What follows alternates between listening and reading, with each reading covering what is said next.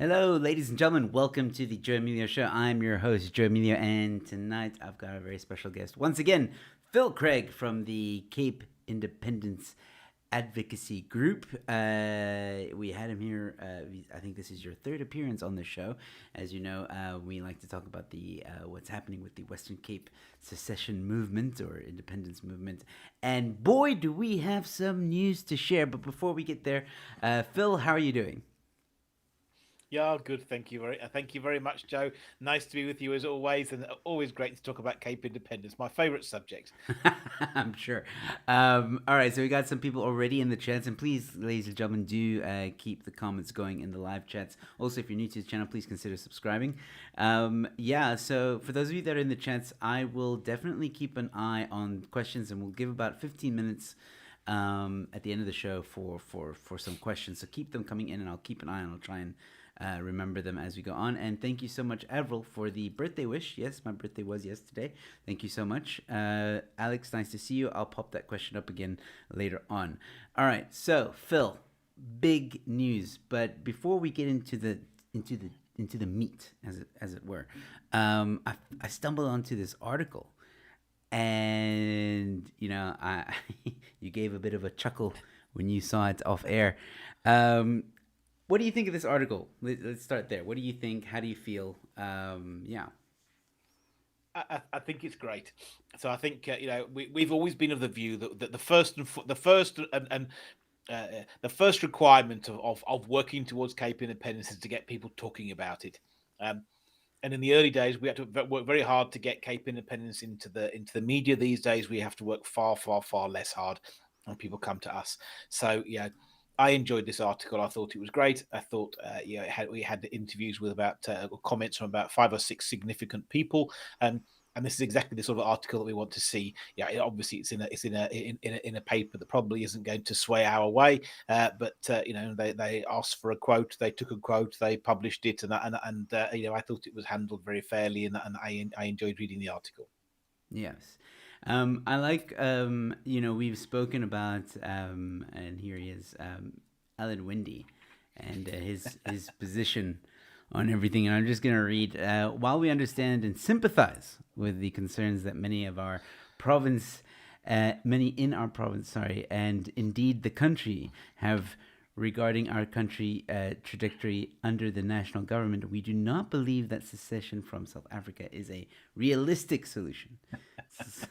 It will likely cause conflict and chaos. This also, I had Helen Zilla on my show as well. She also gave a similar comment. I think we'll get back to his comments when we go through the polls, but just a very brief, like, what it's the same thing that he always says. As as you're doing, I'm just quickly scanning through because actually this is a quote he'd used before, so it reissued a quote, and I just want to find what our response. If it's not going to be too long to find it, No worries. um, uh, maybe I can't. But here we go. So this was our response when it was first issued out. I tweeted to Alan. We tagged him. Very paternalistic from Alan Windy. You work for us, not the other way around. We aren't Mm. interested in Daddy knows best. 58% of us want a referendum and Cape independence, and 65% of those who voted you into office. so, Woo. and I, and I think Spicy that's one. so. Well, but yeah, look, I mean, we have to have some fun in this whole thing. But I mean, if Alan thinks he can trot on here and say, look, yeah, listen, we understand what 58% of the people in the province would like, but, hey, guys, we kind of know what's best. Leave it to us. It's like, bugger Yeah. off. Yeah. Well, to we, your point, this was from that was just after your last poll. When this is the old yeah. poll of 53% of DA voters, which was a large amount. So yeah, Alan Wind, like I mean, you couldn't have said it better. Alan Windy, you work for us. We the people, and we've heard John Steenhuisen said we need to listen to the people. Um, Countless times he said that. So yeah, I think the DA needs to get their, for lack of a better term, shit together. But yeah, go ahead. Let me just one of the funny things here, and I say this with all good conscience. Alan and the DA aren't on the same page.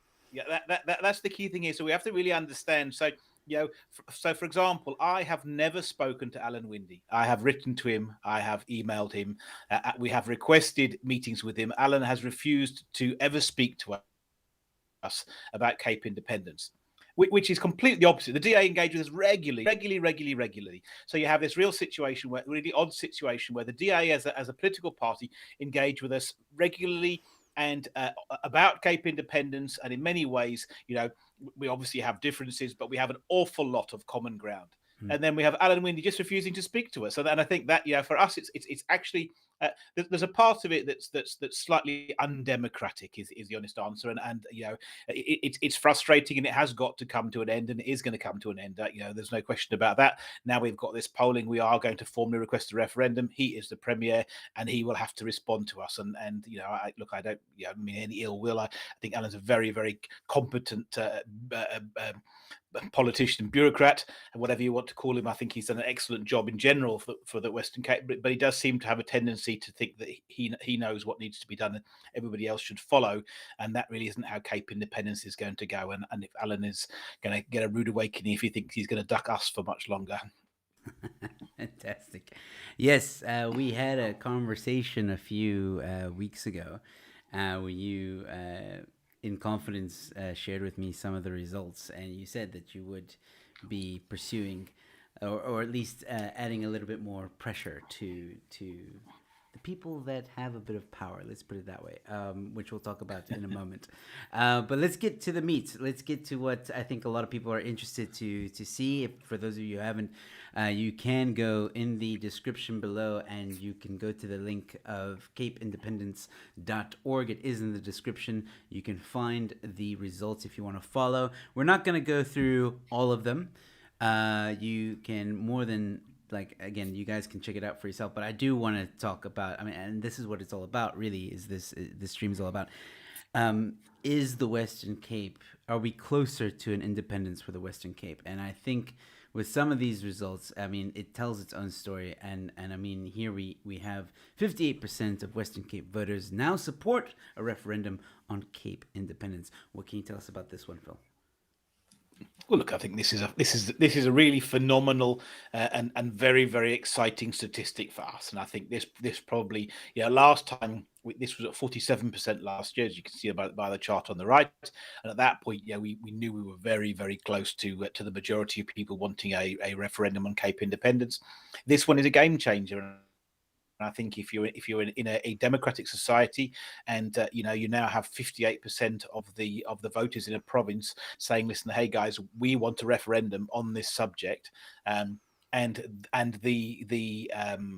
the party that's governing the province has already announced that they want to start holding referendums, and is changing the legislation so they can, then you kind of really have got a fait accompli. You've got a mix that's there. How else does this play out? We have to have a referendum on Cape Independence. It doesn't have to be just Cape Independence, and it probably won't be just in Cape Independence, but we have to have in the referendums that are going to come, there has to be a referendum on Cape Independence, and clearly now there is sufficient support, and that for us is a very exciting prospect, and that changes the conversation from the conversation we had about Alan as the premier, at 47%. Well, okay, he could arguably look, you're a bit short at 58%.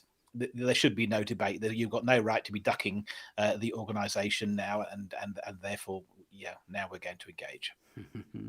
Fantastic. And I just want to be clear on something. I'm trying to, because this is also, there it is.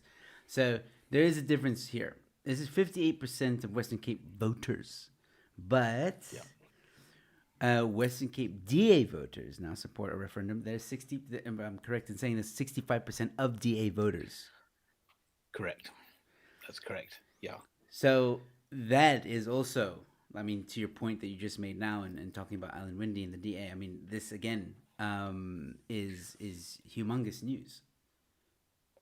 Yeah, look. So, well, look. Ironically, it was 64% last year. So this one hasn't particularly changed. And I think probably Alan would say, and I would agree with him on this, that there's a difference between Western Cape voters and DA voters. So I think when we're talking about DA voters, we're talking about the pressure on the political party. So not particularly Alan, who obviously is the premier and is working for the provincial government.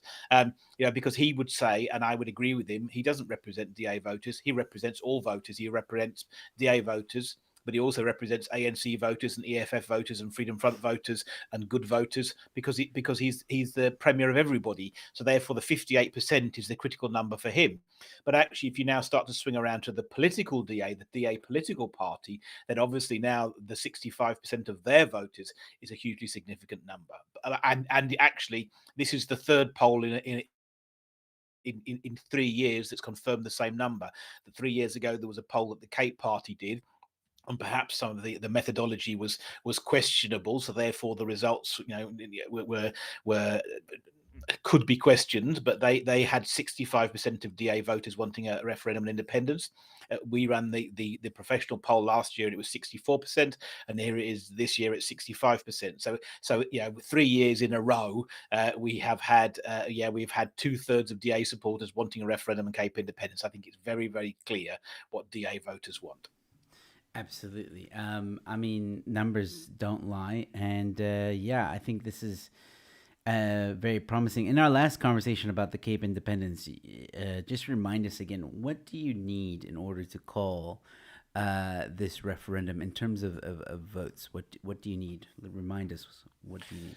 Well, so the calling of the referendum is political. That doesn't need any votes. So that's all about political pressure. It's a it's the prerogative of the premier. The premier is appointed by the political party, the largest political party in the Western Cape. So the DA appoints Alan Winde.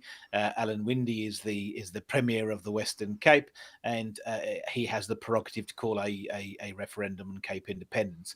And whether he does or does not is a function of political pressure as opposed to any kind of numbers. But clearly, in a situation where 2/3 of the voters of the party that appointed you want a referendum, and 58% of everybody wants a referendum, and your party is committed to referendums, and your party is committed to more provincial power, you end up with everything lining up there. So it's going to be quite a remarkable person that stands up and says, "Look, you know what? Hang on a second. We've done all of these things, but actually, no, we're not going to do that." So yeah, it's significant. Yeah, and when the referendum is called, Yeah. what's the results you need to make it a reality? Sure. Okay. So look, in terms of the referendum itself. Sorry, I did lose my track there slightly. It's 50% plus one is for a referendum itself. So look at the referendum can have any term set on there, but that is the norm. So the norm for an independence referendum is a straight majority. So 50. I think at the moment there's 3,020,000 voters in the Western Cape. Therefore, half of those would be 1,510,000, and if you have 5,010,001, then the other lot has got 1 million, 1.5 million, 9,999. They've got less. You've got a clear majority, and that would be normally the mandate. We have got to remember that a referendum is just a mandate from the people of the Western Cape. It's a statement that says, we the people of the Western Cape want this, whatever the Mm, referendum was held on. It isn't a magic wand that suddenly day after we work up in an independent country. mm, What we'd end up after the referendum is the provincial government of the Western Cape would now have a mandate from its people to pursue Cape independence, which is an incredibly powerful position to be in. If you're because actually with not only a mandate but an obligation and instruction. You've called a referendum. You've now had an instruction from the people.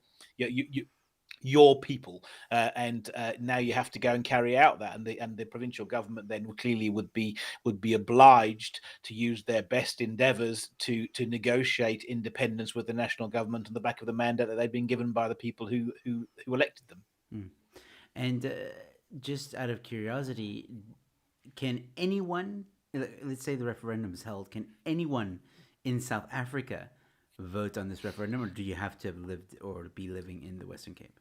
if it was. No, look, so we're talking about a provincial referendum. A provincial referendum, as authorised by the South African Constitution and the Western Cape Constitution. So it would be registered voters in the Western Cape. Undoubtedly, the IEC would run the referendum. There would be neutral observers, and those on the electoral roll would get to vote. This is one of these things that comes up from time to time, and people outside of the Western Cape, obviously people who are particularly opposed to Cape independence, claim that they want to, they must have a vote too. But that just isn't how independence referendums go. There's a world full of independence referendums, and I often say to people, well, look, you know what? If you think that's the way it happens, please just point out to one other country in the world where an independence referendum took place and people not living in the territory got to have a vote. And nobody's ever taken me up on the challenge yet, because that's just not how they work. Well, I mean, it's fair. I mean, even though there might be maybe some Cape independent supporters in Joburg or Durban or wherever who say, you know what, if Cape Town does secede, they would move. I say, well, move now and then vote. Yeah, absolutely. But yeah, on a serious, more serious note, cool. I was very curious about that. So let's say a referendum's held tomorrow. From the numbers you're seeing now, I mean, do you think the referendum would be what is needed at this as we are now? Because that's what pollings are, right? They're capturing almost like numerically images of how the people feel at this current moment. You know, in a year from now, it could change. But right now, if we had a referendum tomorrow, do you think the people would vote yes, and you would get that 50+1? Well, look, when we polled 2 weeks ago, the 2 weeks ago, the answer is no. We would have got 46.2% of registered voters, and I think 49.6% would have said no, and then who knows what the 4% undecided would have done. So I think that's an important number for people to consider. The biggest obstacle to Cape independence, in my mind, has always been and will always be winning the referendum. People focus on so many other things other than that. But winning the referendum has always been the critical step. It's always going to be a huge challenge. What we are now extraordinarily close to the number that's required to win, and obviously. In a campaign, if we have a referendum, when we have a referendum, there's going to be a campaign. There's going to be a vote to leave, and there's going to be a vote to stay. And in that process, then obviously people are going to be undecided voters are going to be sort of won over, and people will, probably firm up their views. So we will see. My opinion is that we would win a referendum on Cape independence if we had one in, let's say, 6 months, and we had enough time and money to run a decent campaign. And clearly that puts the obligation on us to make sure that we get enough money and to be able to run a campaign. And yes, certainly that's very much that's where we are now. We do believe there's going to be a referendum on Cape independence within the next couple of years. And we're already starting to give thought about ourselves, and the other people in the independence movement can start planning that campaign, and that will take us from the 46% to hopefully 52 or 53%. And if we can get 52 or 53%, I'll be very, very happy. Well, I mean, you are not far. You're less than 10% from what you actually want. Yeah. And Yeah, that's a percentage. I mean, if you take it the real number, it's quite big. 10% is a lot of people. But at the same time, like you see now in that graph, 34%, 46%. There's an upward trajectory, and it's very exciting in my opinion. It is. Very exciting in our opinion too. Yeah, so I think the poll results speak for themselves, and like I said, ladies and gentlemen, you can go in the description below and check it out for yourself. I do want to show this one as well, because I found this one also very interesting. Is the percentage-wise of each party? So DA 72%. Which parties do independent supporters vote for? Sorry, 72% DA, 10% FF plus, 11% ANC. Now that was surprising to me. I thought FF Plus would have more than the ANC. So that's an Yeah. interesting one. Yeah, so look, historically, the Freedom Front hasn't been a huge party in the Western Cape. I think they had 1.4% of the vote, so it's disproportionate, because obviously the overwhelming majority of Freedom Front supporters support Cape independence, Mm. whereas the ANC, for all they've fallen, still have sizable support in the province. So they're still the second biggest party in the Western Cape is the ANC, and by some margin. Um, so look, it's what probably is more so. So I think if you look at this, and I agree with this is interesting. I think first of all, this just reaffirms something that when we first started, when we first formed the CIAG, it was nobody wanted to make this connection. It was independence.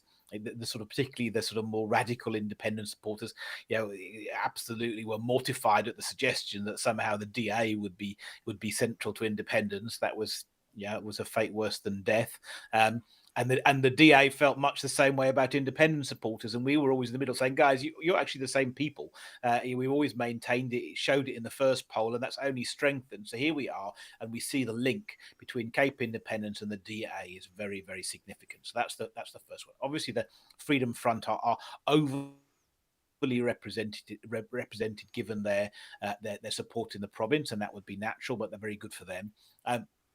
What's really interesting is to see the level of support amongst the ANC and the EFF. Mm. This showed up in our poll last year for the first time, and I almost thought, well, look, you know what?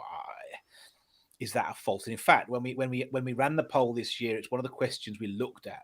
We used a lot of the same questions, but I went back to Gareth Van Onselen, who's the CEO of Victory Research, and said, can we just look at a couple of these questions? Because we're showing up these supports amongst ANC and EFF, and it seems really improbable that EFF voters will want Cape independence and ANC.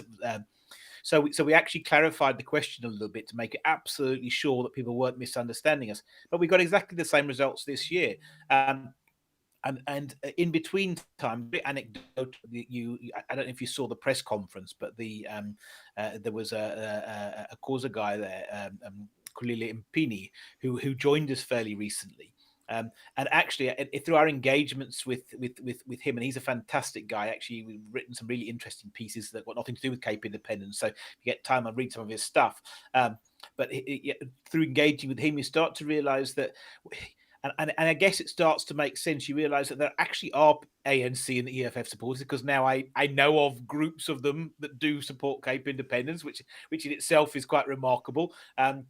Or support is and then you also start to think through. So why are people voting ANC, EFF? They're people are voting for their best prospect of a better life. That's the reality, and we know, if you're, the EFF are a pretty confused bunch at the best of times. If their leadership's confused, of course their followers are confused. So if you're sitting, for example, in a township in Cape Town somewhere, and you're living in absolute poverty in a shack, and you haven't got a job and you've got no future, you're going to look for things that are going to give you a better chance of life. So actually, and you may fall into the allure of what EFF are promising, and perhaps you also look across and think, well, look, Cape Independence, why not? Let's give this a go. And I think here it is. It's shown up twice. It's professional polling. We've repeated the results. So at some point, you have to start thinking, my gosh, that there is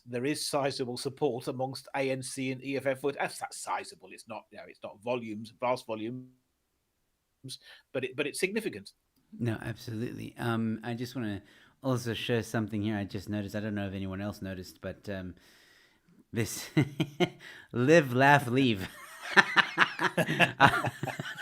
That's a nice little hidden I would guess Easter egg there. Yeah, no, I agree. Yeah, this graph was, or infograph was very interesting. I noticed the EFF at the bottom there. And yeah, Cape Party also 5%. Um Interesting one there. I thought they would be like, a little bit higher than that as well. Well, look, but that yeah. So a lot of these parties are very small. Yeah, the EFF is very small in the Western Cape. Yeah, the Cape Party, obviously, they you know, it's they the all of their supporters will support Cape independence. It's fundamental to their whole campaign. But they're a very small party. You know, they've got 0.5% of the vote at the last elections. I think they'll do much better at these elections, but they're still going to be a very, very small party.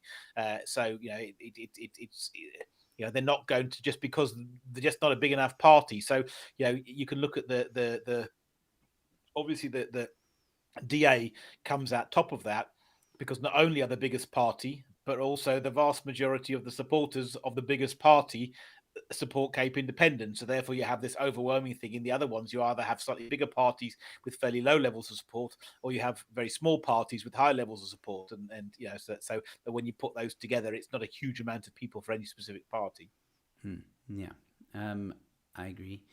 The sorry, the most important thing I also want to address here, because this always comes out, and this is one of the reasons why I was happy to see that balanced article, because you know as well as I do, you know, the moment this started to come out and like talking about Western Cape independence and secession, Oh, you know, it seems like the media really tried to make secession an evil word. You know, like, oh, if you say secession, then you're like a racist. Oh, you can't say it. So people have started to use other words, you know, and to like kind of bounce around the idea of, you know, you call it federalism, you call it this, you call it that. But this one was this little infographic, and this will be the last one that I bring up. Um, it's just very important, I think. You know, this to me tells a very interesting story as well, and I'm very happy with these results as well. I think it is representative of the Western Cape, and that's what people don't understand. sure. 51 or over 50% of Western Cape civilians are colored. And for the international people watching, that's not an insult. It's a group of people, ethnic people here, and 17% black, 27% white. I mean, super interesting. Yeah, no, look, absolutely. I think, look, and we've produced these graphics. It's always catch-22, because we're fundamentally non-racial, and then we have to sort of produce these graphics for race. But you know, equally, yeah, we would be foolish if we don't head off the main criticisms of the past. And you know, you've been around the independence movement, the left, to see the accusation. Yeah. It's just a load of white people. It's just a load of white people. You've been to the march and seen that it's anything but a load of white people. And you know, from our point of view, we just have to keep putting ourselves forward. In the day, look, yeah, some people will never convince, but I mean, so yeah, you can see it. You can see it when you talk to us. You can see it when we hold events. You can see it in if you were to look into Cape Exit's database, you would see it there. And in our polling, this is the second year running we've seen this. And actually, what's been really encouraging this year is the growth. All of the Mm. growth in Cape Independence has come from coloured people and from black people. Actually, the level of support for Cape Independence remained constant amongst white people. So it was at 65%. And in fact, obviously, there's a margin for error. It fell from 65% last year to 64.4%, but it's all intents and purposes it's the same. Mm. Whereas support amongst coloured voters increased from 39% to 50%, and we now have a majority of coloured supporters in the province supporting Cape Independence. And amongst black voters, increased from 16% to 22%. So we saw really strong growth, and that's really encouraging for us. And I get it, you know, at the end of the day, for I hope one of my I have many faults as an individual. But I hope one of my qualities is that I have empathy, and I absolutely can put myself in the shoes of people who aren't white in the Western Cape, and thinking, well, look, you know what, this sounds great, but how can we trust them? Yeah, how do we, you know, at the end of the day, how do we trust this white guy who's on the thing from there? And you know, so we've seen that. You know, we've seen it takes time. People have to be able to watch and to observe and to think, yeah, hang on a second. And logically speaking, yeah, the white population is by far the smallest in the Western Cape. It Yeah. can't possibly be about white people, and it absolutely isn't. But I understand the sentiment, and so much of these things are about emotion. So it's fantastic that you know, that we are starting to see that, because ultimately, you know, the coloured and black people are the people who are most disadvantaged in the Western Cape, and they're the people with most to gain, and they're the people who are going to have the balance of the political power. At the end of the day, to be honest, and that's absolutely fine. That's how it should be. We want to move past race, and we can, we can have a non-racial society. We can get away from racial classifications and be in affirmative action and everything. But the bottom line is the demographics. The largest group in the Western Cape is the coloured people. The second largest group are the black people, and Cape Independence has to be for them. And it's really encouraging to see that some of those barriers of trust are starting to be broken down. Yes, absolutely. I couldn't agree more with that. And we've been, like you said, we've been seeing the insults and the way people are trying to paint this movement, and I think the numbers every time these polls are done, and the marching and everything, the more people talk about it, the more people see. Oh crap! Maybe this isn't a racist movement, and that's why that headline that I shared earlier in this stream is so important, because it kind of starts, when the mainstream media starts reporting on it in a neutral way, it starts to change minds as well. And I will say it again: give the people what they want. These results are promising, and I think you guys have a lot of work to do ahead of you as well to make sure the momentum keeps on going. So why don't we talk about that a bit? What is next? What is next for CIAG? What are you guys planning? What's the next step? So we look in some ways this was a bit of a watershed moment. Well, it's not a bit of a watershed moment. It is a watershed moment. So I think this, the point that yeah, obviously there's a whole lot of sentiment, and every single number in the poll was positive.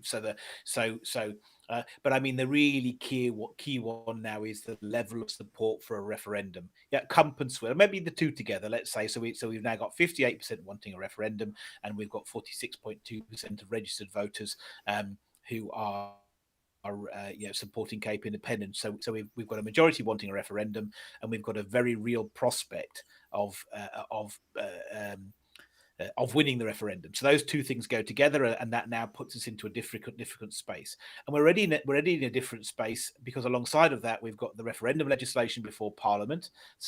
We've got a provincial government who's already committed to calling referendums. So now we've got some of their ideological allies, let's say, and I take that in terms of, like, let's split away the racial socialists, the ANC and the Mm. EFF, and then the sort of the sensible others, which I would put into that, the DA, the Freedom Front, the ACDP, the Cape Party, at the end of the day, the Patriotic Alliance.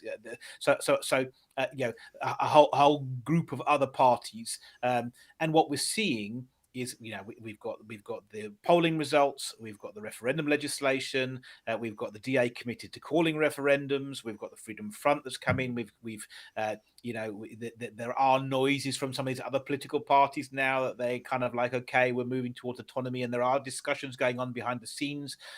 So there is a massive swing towards greater autonomy and significant greater autonomy. We've got the Afri Forum who've opened their branch in the Western Cape. That Mm-hmm. isn't the last we're going to hear from Afri Forum. Before the year's out, we're going to see some more significant movements from them. So we've just got this huge change, and now we've got to kind of harness that. So that, first of all, is just exciting in itself, and we have to now decide how to react. What are we going to do? First and foremost, we are going to really push Alan Windy on a referendum. And I say push Alan Windy because I think the DA are at referendum. And we saw that. I think we talked about it last on the show. We had this comical scenario where Times Live released their piece where Alan Windy was moaning about how Yes. referendums weren't really anything to do there. And 4 days later, his own party announced they were fixing the referendum legislation. So we So first and foremost, we're gonna tackle Alan on that, and we're gonna publicly push for a commitment, even though we know privately the DA are ready towards referendum. Actually, but this difference, this Alan kind of doing his own thing, is going to have to stop. Mm.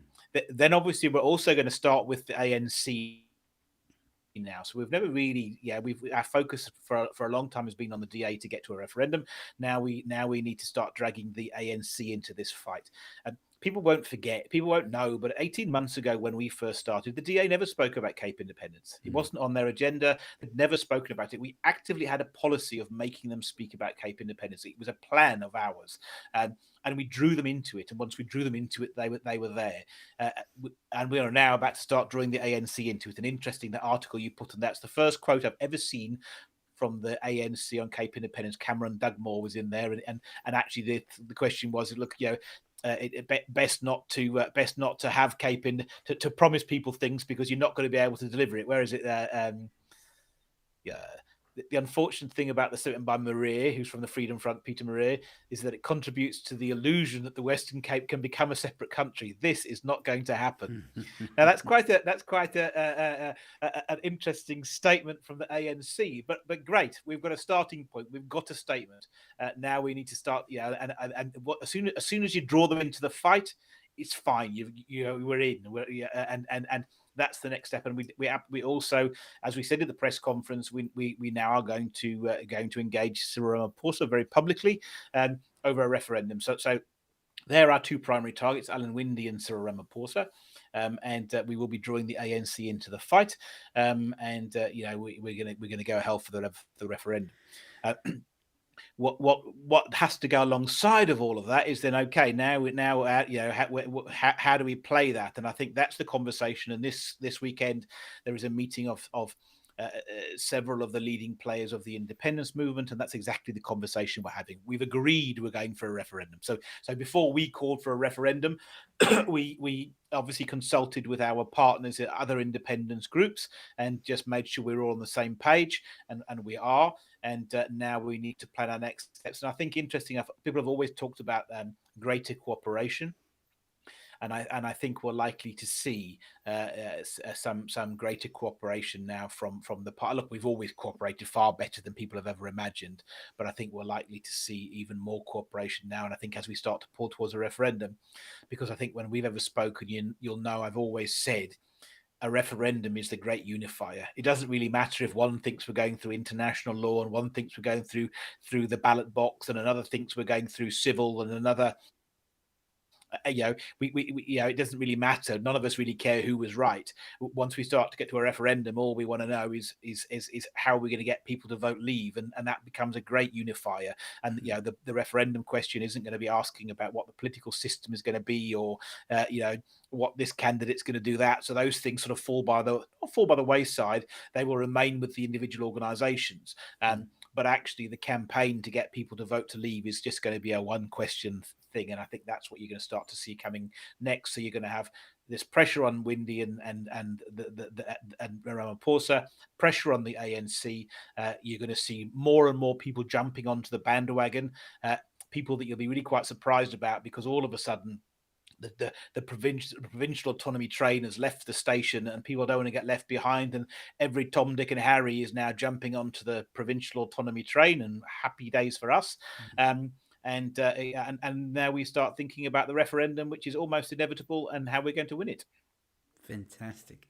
But now I didn't hear anything about a march. Yeah. Excuse me. We all love marching. I look at look, you're not the only person to be asking, but both amongst our supporters and amongst our members and amongst our own team. So even today there was a debate on one of our internal discussion groups about March. So look, we're as keen to march as you are. Obviously, lockdown is difficult for us with marching, and there are also some real decisions around the next march that we've got to take. But it's very, very much in our agenda, and I think the question is, are we going big or are we going bigger? Is the real debate. But of course, the bigger we go, the more difficult it is to organise during lockdown. Yeah. But yeah, it's definitely on the cards. Fantastic. As I told you before, you just let me know, and I am there. The last one was, I mean, I keep on saying it every time I have you on the show. Like, it was one of the best marches I've ever been. And you know what? It didn't even feel like a march, it felt like a party. And it Yeah. was just a great vibe. Everybody just unified, all races, and yeah, it was a party, and that marching band was amazing. So yeah, I'm very much looking forward to the next one. Cool. So Phil, if you don't mind, let's open the floor to some questions. I think. Sure. Oh, sorry. Wait. Before I do that, one of the most important questions that I wanted to ask you, I just remembered. So basically, I think, you know, one of the biggest hurdles that the Cape Independence movement, not just for CIAG, but Cape Party, Cape Exit, all of you have had to kind of endure, if I can put it that way, is people saying it's never going to happen. That has always been, Yeah. a reaction from the naysayers, and even those that are maybe still on the fence. Now, with the current poll that you have now, with the most recent results, what message do you have to those that are either still on the fence or still say it's never going to happen? Sure. Well, I think it's already started. Look, it's started to happen. I don't. In fact, I bookmarked a tweet last year from Richard Poplak, who works for the Daily Maverick and is not a supporter of Cape Independence, quite the opposite. But he tweeted in June last year.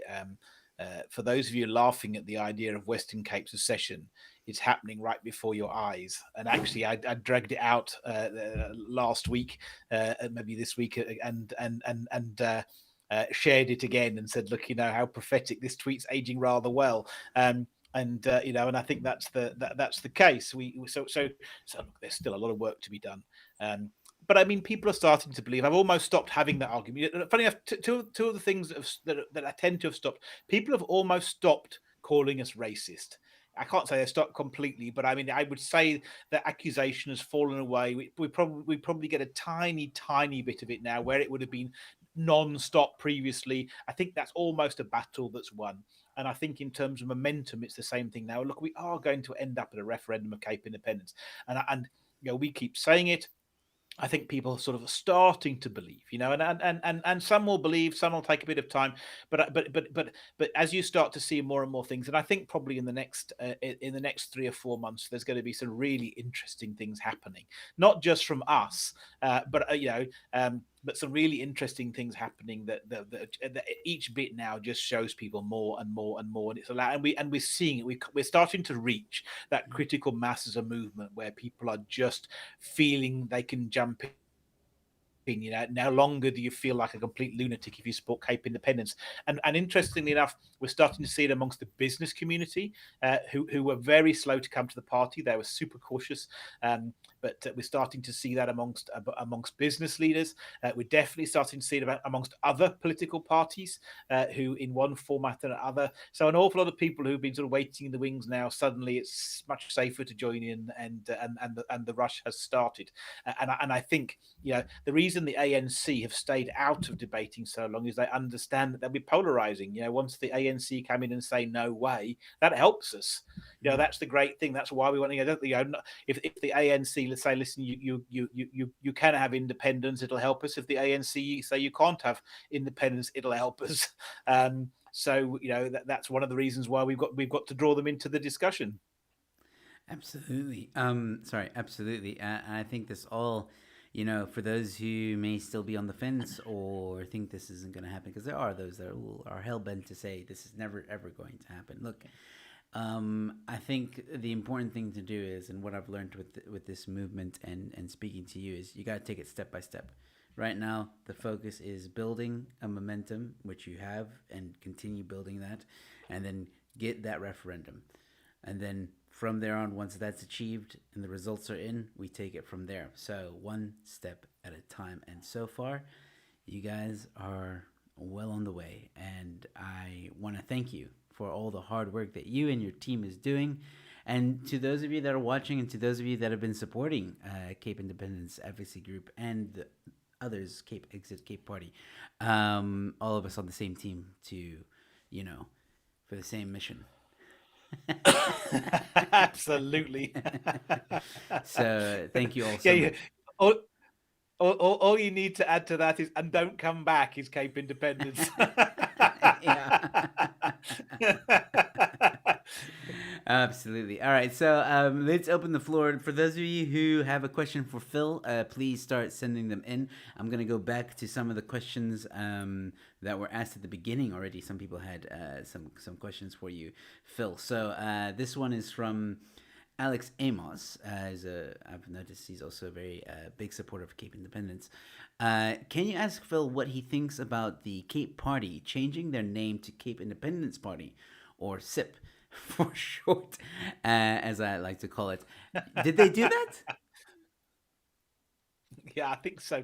Well, it looks like they changed it today. So, Oh, was it today? yeah, Okay. I was just thinking, yeah. Or look, I saw it today, or someone sent it to me today. It may have been the thing. Look, what do I think? Look, obviously they're an ally, so I got to be careful. Look, I'm a bit torn. I think on one hand, it's a less elegant name than the Cape Party, but on the other hand, I think there's a degree of shrewdness in it. So I think in terms of that particular aspect of it, I think there are other things that they've done that perhaps I would have thought less clever. But I think probably on reflection on this one, that if you go into the ballot box and there's this massive movement towards Cape Independence, and you look down the voting box and there's a Cape Independence Party, then I think probably that's, yeah, there is some merit in doing it. Yeah, look, I've got so much time for the people at the Cape Party. They graft and graft and graft, and they're really, really good. They're really good people. And yeah, they're very, very committed to the independence cause. They obviously were the sort of the people who started the whole thing. So it's hard not to love the people at the Cape Party.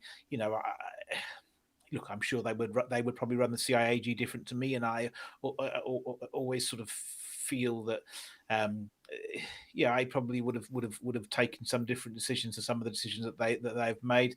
But people must just get behind the Cape Party or the Cape Independence Party, whatever it's called. And we've always said, vote for a party that supports Cape Independence and add the pressure. And whether it's the Cape Party or the Cape Independence Party, fantastic. And if vote for them, or vote for the Freedom Front, or vote for whoever else is supporting Cape Independence, that's your bag.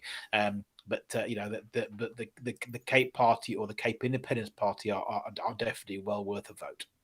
No, yeah, I agree with that. Look, I think at the end of the day, it's just a name. If they want to change it, so be it. I mean, you don't own that Yeah, name. Nobody owns that name.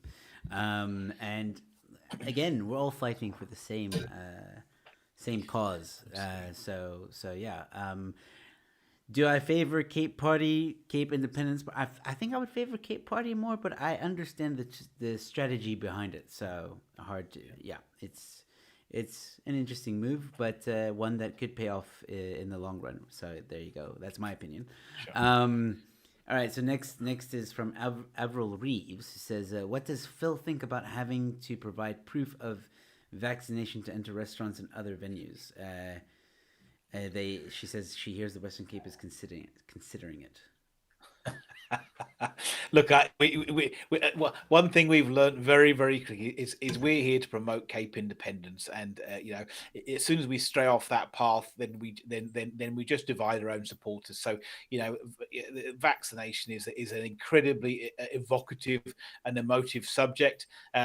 I've had some of my own says on it, and if you want to go to Twitter and see what I think on the subject myself, you're more than welcome. But I'm certainly not going to speak about vaccines on behalf of the Cape Independence Advocacy Group. Our mission is for Cape Independence, and that's what we're here to talk about.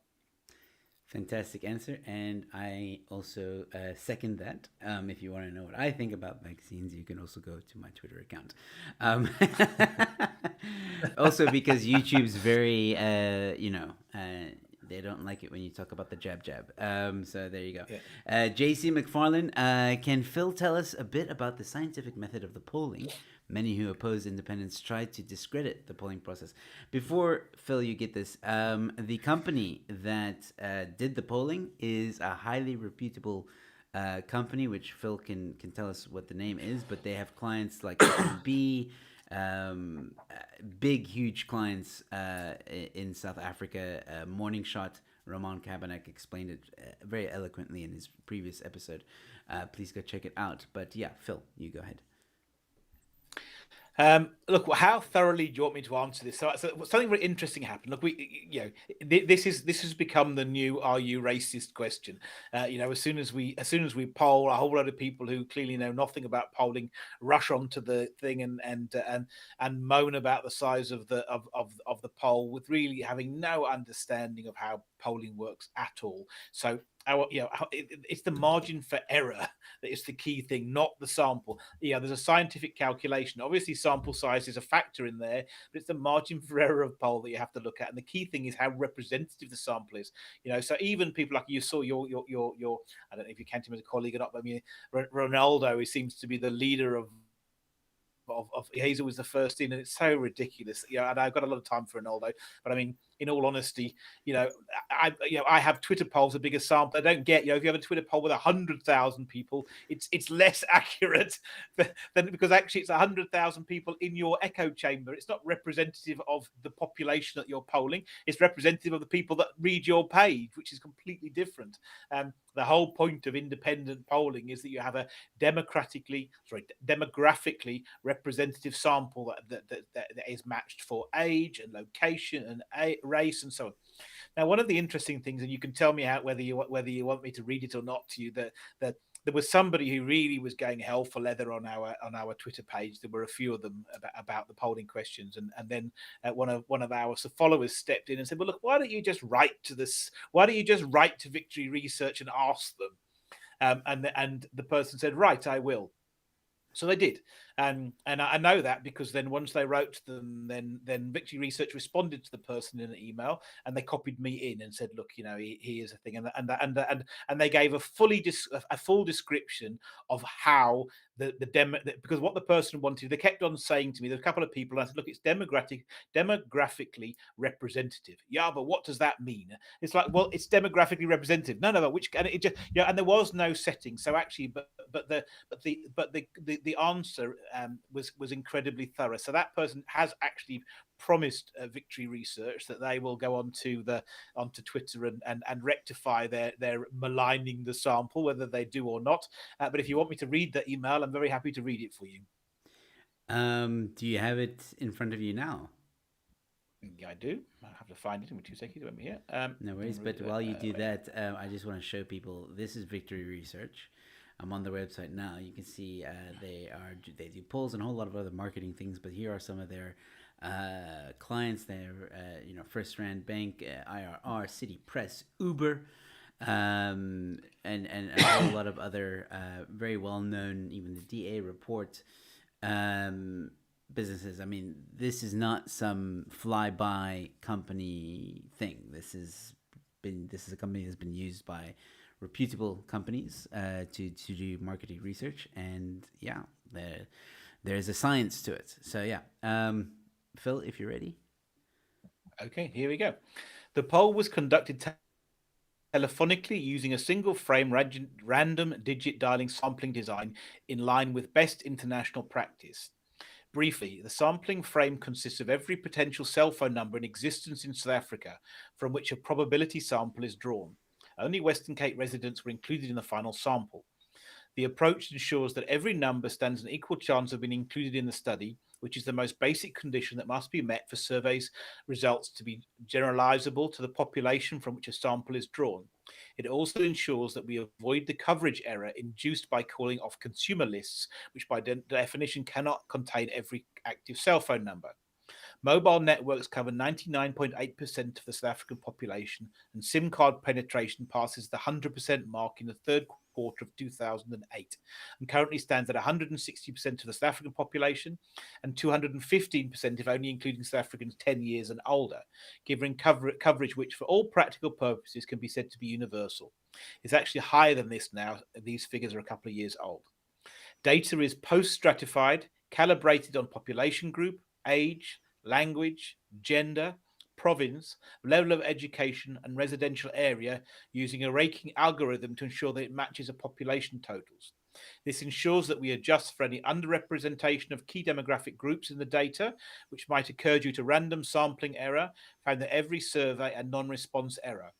We review any extreme weights and consider the limitations that need to be placed with, when these occur.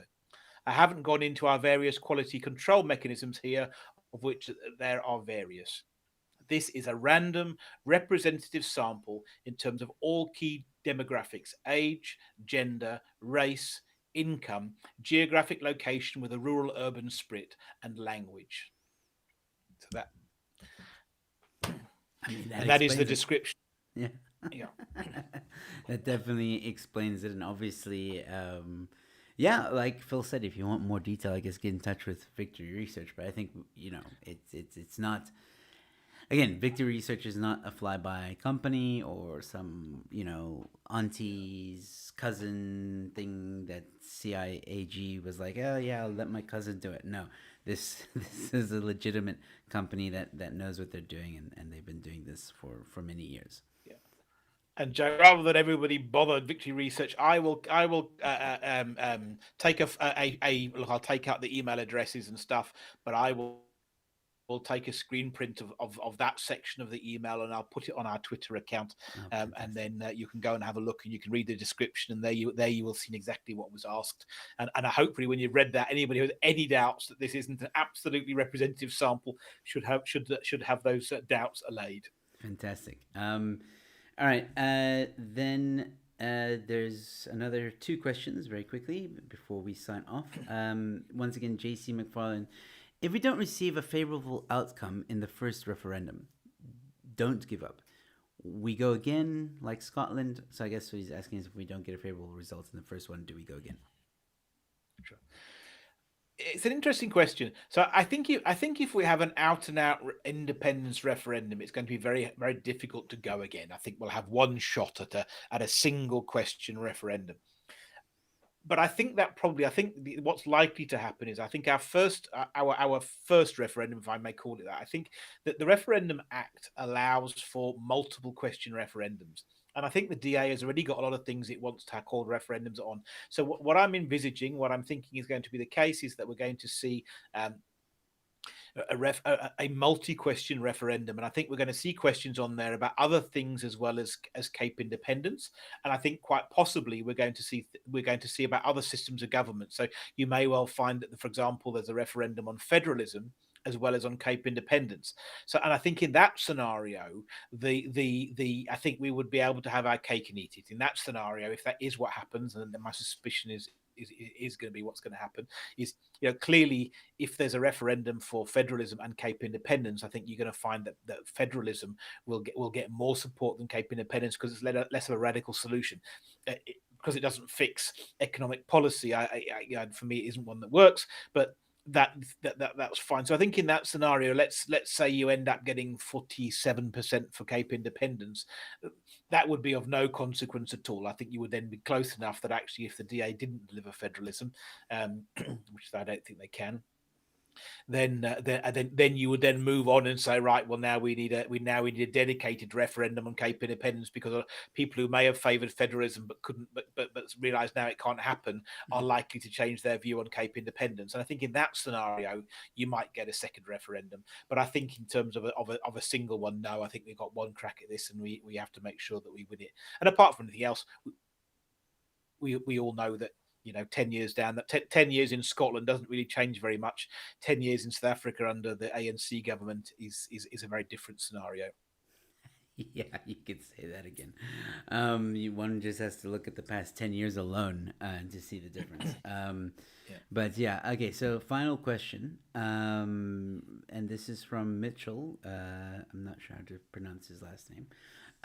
Says, do you see an independent working alongside the Kanzuk countries, which are Canada, Australia, United Kingdom, and New Zealand? I wish I knew more about the cans, in terms of if that's The a formal details. thing or not. It's not something I've come across. I think I've heard it once, but I don't know anything about it. But I think the Western Cape is going to have some key allies. And those countries on there certainly will be amongst that list. I think clearly the Western Cape has got historical connections with effectively the Dutch Netherlands, and the UK, Germany, France. We know actually our biggest trading partners are Netherlands and the UK. So clearly there's going to be a close relationship there, and I think South Africa is moving more towards the socialist countries, and clearly is strengthening its ties with Cuba and China Yeah. and so on, and I think that's going to continue in South Africa, and I think in the Western Cape you're going to have the opposite. I think you're going to I think we're likely to have close ties uh, with Europe, the European countries, and others. Clearly, obviously, New Zealand and Australia have got similar histories in terms of the colonial histories to us, and they'll have some hints there. We are going to be, but we mustn't see that to see us as a back to being a colonial country, because it's anything but that. Clearly, the majority of our population are, well, all of our population are African, but I mean the majority of our population are have a uniquely African heritage, as opposed to a European African heritage. I think we're going to have a mixture of both, but look, we clearly aren't going to be aren't going down the Cuba route. No, of course not. Yeah. All right. Cool. So, ladies and gentlemen, I'm gonna have to cut it there, because it has been an hour, and I don't like these shows to go over an hour. I would like people to watch them, but I will be making short clips of this episode, of some of the content that was shared on this interview.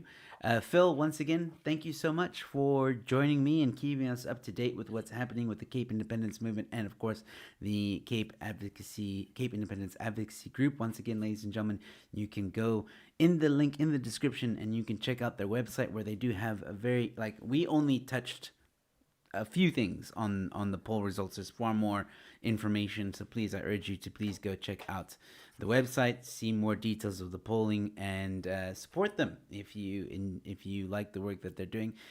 And they definitely have my support, as you know. So, Phil, any final words? Now, look, just to say thank you so much to everybody that sort of checks in for these interviews. We really appreciate it, and look, we're nothing without the people that are behind us. At the end of the day, that actually, the great thing about Cape Independence is it's just a movement of people, and it's driven by people and not by political parties. And just a huge thank you to everybody who has supported us from the start. And look, please keep on doing so. Thank you. Fantastic. All right. Well, I think the answer to the question of are we closer to Cape Independence? Well, we're definitely one step closer, if not much closer. So keep an eye, ladies and gentlemen. Of course, I will have Phil back again as soon as there's more details, or maybe just to have a normal discussion about, I don't know, ANC. I don't know. We'll you're welcome back on the show anytime, Phil. Anytime. So it will be nice to have you back soon. Other than that, ladies and gentlemen, if you're new to the channel, please subscribe, leave a like, and please share if you enjoyed this content. I'll be back tomorrow evening with another guest. So please tune into that. Yeah. Have a good night. If I don't see you tomorrow, stay safe, be kind to one another, and I'll see you at the next one. Cheers.